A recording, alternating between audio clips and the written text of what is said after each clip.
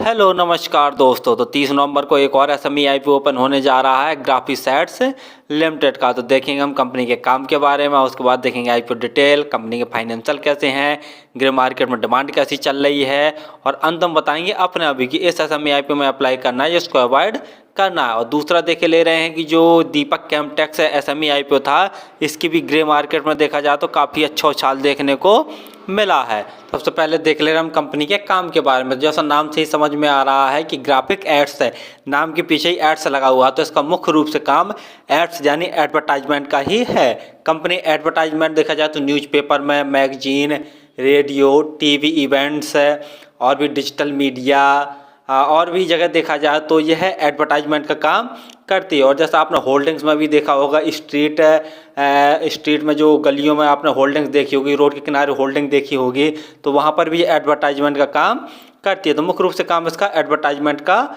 ही है।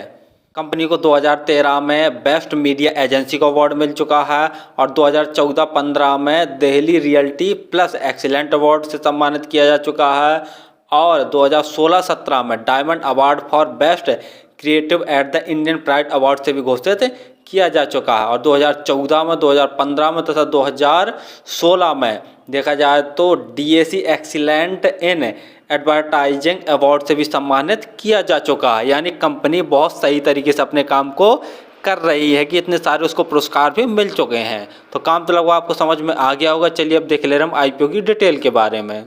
आईपीओ 30 नवंबर को ओपन होने जा रहा है और 5 दिसंबर तक ओपन रहेगा। प्राइस बैंड देखे ले रहे हैं तो 111 रुपये पर शेयर का प्राइस बैंड रखा गया। लॉट साइज देखते हैं तो 1200 शेयरों का एक लॉट है। इस SME IPO total issue size देखे ले रहे हैं तो 53.41 करोड़ है। पूरे के पूरे ये नए शेयर जारी करने जा रही है और जो लिस्टिंग है इसकी एनएसई एसएमई पर होगी। अलॉटमेंट 8 दिसंबर को इसमें शो कर रहा है, लेकिन अभी तक नवंबर माह में जितने भी आईपीओ एसएमई आईपीओ आए हैं तो लगभग 2 वर्किंग डेज के अंदर ही इसका अलॉटमेंट आ गया। तो आप हो सकता है इसको थोड़ा सा देखते रहिए, चेक करते रहिए, तो हो सकता है कि 6 दिसंबर की देर रात तक या 7 दिसंबर तक जो इसका अलॉटमेंट है वो आ जाए। जो क्रेडिट डेबिट संबंधी मैसेज होते हैं तो उनसे ही पता चल जाता है। यदि आपके अकाउंट में क्रेडिट का मैसेज आ गया होगा तो समझ लीजिए कि आपको आईपीओ लॉट नहीं हो। यदि आपके अकाउंट से पैसे कट गए होंगे तो डेबिट का मैसेज आएगा तो समझ लीजिए कि आपको आईपीओ लॉट हो गया है। और लिस्टिंग डेट इसमें 13 दिसंबर शो कर रहा है, लेकिन अगर अलॉटमेंट जल्दी हो गया तो लिस्टिंग भी जल्दी ही हो जाएगी। रिजर्वेशन में देखे ले रहे हैं रिटेल भाइयों के लिए 50% का रिजर्वेशन रखा गया है और जो अदर्स में एचएनआई कैटेगरी के लोग भी आ जाएंगे तो उनके लिए भी 50% का रिजर्वेशन रखा गया है। रिटेल कैटेगरी में एक लॉट अप्लाई करने के लिए आपको 1,33,200 रुपये खर्च करने पड़ेंगे और रिटेल कैटेगरी में मैक्सिमम आप एक ही लॉट अप्लाई कर सकते हैं।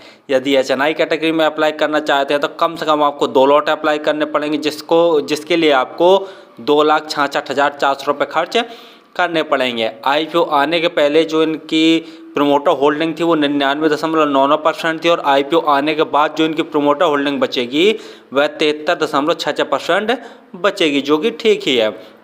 पी देखे ले रहे हैं तो 24.56 कंपनी का पी है। मार्केट कैप 202.87 करोड़ का कंपनी का मार्केट कैप। आरओई 12.99% और आरओसी 14.69%। पी वाइज देखा जाए तो अपना काफ़ी महंगी वैल्यूएशन पर ये अपने आईपीओ को लेके आई हैं, तो थोड़ा और सस्ती वैल्यूएशन पर होना चाहिए था। और फाइनेंशियल देखे ले रहे हैं, लेकिन फाइनेंशियल देखने से पहले आप हमारे चैनल को तो सब्सक्राइब कर लें ताकि आपको समय पर शेयर मार्केट संबंधी जानकारी, आईपीओ संबंधी जानकारी तथा एसएमई आईपीओ संबंधी जानकारी मिलती रहे। तो हमने जैसा देख रहे हैं फाइनेंशियल ओपन कर लिए हैं और जो अमाउंट्स दिए हुए हैं सभी के सभी लाख में दिए हुए हैं। तो कंपनी के एसेट जैसा देख रहे हैं साल दर साल लगातार बढ़ रहे हैं। रेवेन्यू की बात करते हैं तो मार्च 2021 में कंपनी का रेवेन्यू 4,755 लाख का था। मार्च 2022 में बढ़कर 8,972 लाख का टोटल रेवेन्यू हो गया।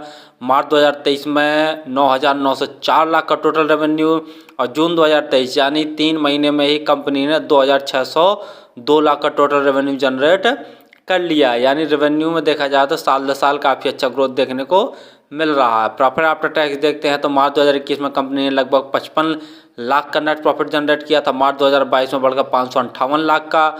मार्च 2023 में देखते हैं तो इनके प्रॉफिट आफ्टर टैक्स में थोड़ा सा गिरावट देखने को मिली है। 556 लाख का ही कंपनी ने नेट प्रॉफिट जनरेट किया, जबकि रेवेन्यू में तो देख रहे हैं काफ़ी अच्छा उछाल देखने को मिला है।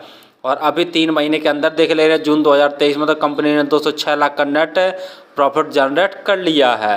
नेटवर्थ देख रहे हैं तो वो भी साल दर साल लगातार बढ़ रही है। कंपनी के पास रिजर्व देखते हैं तो मार्च 2021 में कंपनी के पास रिजर्व 3168 लाख का था। जून 2023 में अभी हाल ही में रिजर्व देखते हैं 3146 लाख का कंपनी के पास रिजर्व है। बोरिंग इसमें शो नहीं कर रहा है। जीएमपी ग्रे मार्केट प्रीमियम देखे ले रहे हैं तो अभी तो फिलहाल ग्रे मार्केट में इसकी कोई भी डिमांड निकल के नहीं आ रही है। हो सकता है कि 30 नवंबर तक थोड़ा मोड़ा इसकी डिमांड बढ़कर आ जाए, क्योंकि इसका जो आईपीओ लेके आई है कंपनी बहुत ही महंगी वैल्यूएशन पर लेकर आई है। कंपनी आईपीओ के तहत जो पैसे जुटाएगी उसका यूज जो अपनी बोरिंग है उसको चुकाने में और वर्किंग कैपिटल को बढ़ाने में और भी देखा जाए तो छोटे मोटे काम हैं उनके लिए इस पैसे का यूज कंपनी करेगी। फाइनली हमने देखा कि जो कंपनी का काम है वो एड्स अर्थात एडवर्टाइजमेंट का ही है और कंपनी बहुत सही तरीके से अपने काम को कर रही है, तभी इस कंपनी को इतने सारे अवार्डों से सम्मानित किया जा चुका है। दूसरा फाइनेंशियल देख ले रहे हैं तो कंपनी के फाइनेंशियल ठीक ठाक हैं, लेकिन मार्च 2023 में इसके जो प्रॉफिट आफ्टर टैक्स में इसमें थोड़ा सा गिरावट देखने को मिली थी, जबकि नेट रेवेन्यू में तो काफ़ी अच्छा उछाल देखने को मिला था और प्रॉफिट आफ्टर टैक्स में भी साल दर साल उछाल देखने को मिल रही है। तीसरा देख ले रहे हैं कि जो ग्रे मार्केट में डिमांड है वो इस समय बिल्कुल निकल के नहीं आ रही है, अर्थात जीरो चल रही है। तो ये कहीं ना कहीं नेगेटिव पॉइंट वाली बात है। इसका और हमने कारण भी बता दिया है कि एक तो सेक्टर बहुत बढ़िया नहीं है और दूसरा ये जो अपने आईपीओ को लेके आई हैं वो थोड़ा सा महंगी वैल्यूएशन पर लेके आई हैं, तो जिसके कारण इसकी ग्रे मार्केट में कोई डिमांड निकल के नहीं आ रही है। तो फिलहाल तो इस एसएमई आईपीओ से दूर ही रहना चाहिए, लेकिन हाँ इन फ्यूचर अगर ग्रे मार्केट में डिमांड निकल के आ रही है वो भी लगभग कम से कम 30% से ज़्यादा है, तभी इस एसएमई आईपीओ में अप्लाई करना ज़्यादा सही रहेगा और प्रॉफिटेबल रहेगा। और अन्यथा मेरे हिसाब से तो इस एसएमई आईपीओ से दूर ही रहना चाहिए। दीपक केमटेक्स की जीएमपी अर्थात ग्रे मार्केट प्रीमियम देखे ले रहे हैं तो शुरुआत में इसकी जो ग्रे मार्केट में डिमांड निकल के आ रही थी वो 12 रुपये पर शेयर इसकी निकल के आ रही थी। कल तक देखा जाए तो 27 नवंबर तक इसकी डिमांड बढ़कर 22 रुपये पर शेयर हो गई थी और आज के दिन देखते हैं तो आज इसकी जो डिमांड है वो 28 रुपये पर शेयर इसकी जीएमपी हो गई है। यानी ग्रे मार्केट में जैसा देख रहे हैं कि दिन प्रतिदिन इसकी जो डिमांड है वो बढ़ती ही जा रही है। तो अगर आज के दिन देखते हैं तो 28 रुपये पर शेयर इसकी ग्रे मार्केट में डिमांड चल रही है और 1600 शेयरों का ये एक लॉट है, तो 28 गुना 1600 करके देखते हैं तो 44,800 रुपये जैसा प्रॉफिट एक लॉट में दिखा रहा। परसेंटेज वाइज देखा जाए तो लगभग 35% जैसा प्रॉफिट निकल के आ रहा है। और दीपक केमटेक्स का हमने रिव्यू का वीडियो बनाकर डाल दिया है और यदि अभी तक आपने उस वीडियो को नहीं देखा तो हमारे चैनल पर जाकर देख लीजिए। और फिलहाल तो मैं इस एसएमई आईपीओ में जो दीपक केमटेक्स है अप्लाई करूंगा, क्योंकि इसकी ग्रे मार्केट में डिमांड बढ़ती जा रही है। और आप किसी भी आईपीओ एसएमई आईपीओ में अप्लाई करें तो एक बार स्वयं का एनालिसिस अपने रिस्क पर ही किया करें। धन्यवाद।